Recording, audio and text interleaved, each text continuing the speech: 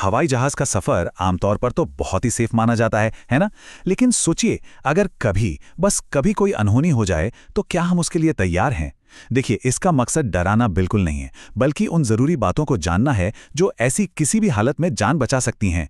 तो चलिए आज इसी पर बात करते हैं कि एक हवाई जहाज दुर्घटना में बचने के लिए क्या किया जाना चाहिए। जरा कल्पना कीजिए, आप अपनी सीट पर आराम से बैठे हैं और तभी अचानक पायलट की आवाज आती है, हम नीचे जा रहे हैं। सब कुछ एकदम शांत हो जाता है ना? ये एक ऐसी स्थिति है जिसके बारे में सोचना तक कोई नहीं चाहता, पर इसके बारे में जानकारी होना बेहद जरूरी है। अद क्या?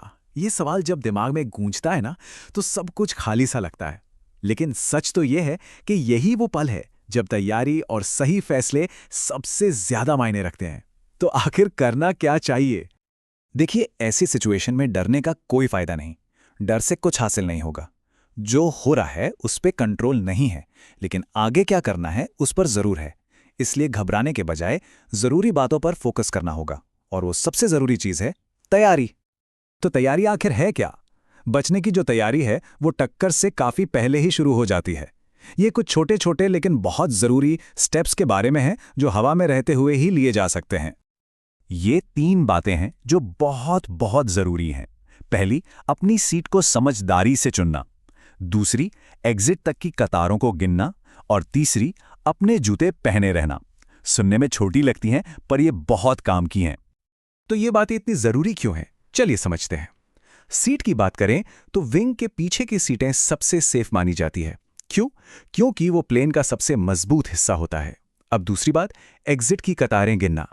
ऐसा इसलिए क्योंकि अगर अंधेरा हो या धुआं भर जाए तो दिमाग में जो एक मेंटल मैप होगा ना, वही गाइड करेगा।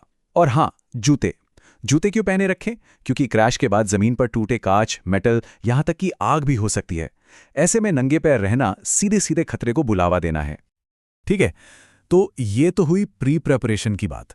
अब आते हैं उन आखिरी नाजुक पलों पर जो टक्कर से ठीक पहले आते हैं। इस वक्त हर एक एक्शन जिंदगी बचाने वाला हो सकता है। जैसे ही हालात बिगड़ते दिखें, 2 काम फौरन करने हैं। पहला, अपनी सीट बेल्ट को जितना हो सके कसकर बांध लें, बिल्कुल टाइट। अगर बेल्ट ढीली रही ना तो टक्कर के वक्त गंभीर चोट लग सकती है। और दूसरा, ब्रेस पोजीशन ले लें। अब ये ब्रेस पोजीशन क्या है? ये एक खास मुद्रा है जिसे टक्कर के झटके को कम से कम करने के लिए डिजाइन किया गया है।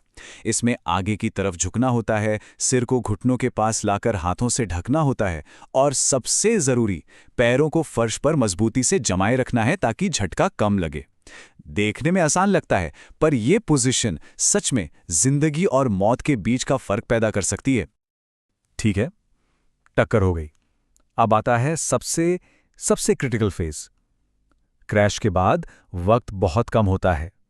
इसे 90 सेकंड विंडो कहते हैं, मतलब सिर्फ 90 सेकंड्स।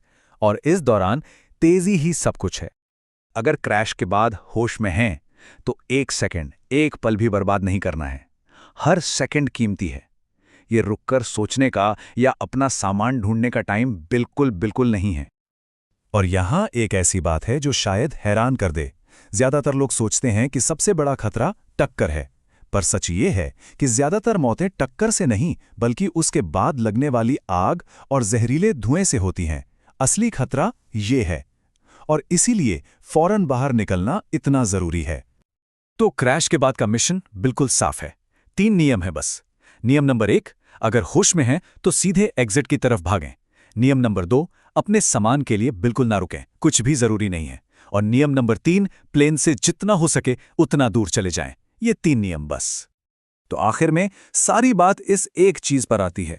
हर कदम, चाहे वो सीट चुनना हो, ब्रेस करना हो या क्रैश के बाद बाहर भागना हो, हर चीज एक फैसले पर टिकी है। और जो तेजी से सही फैसला लेता है वही बचता है।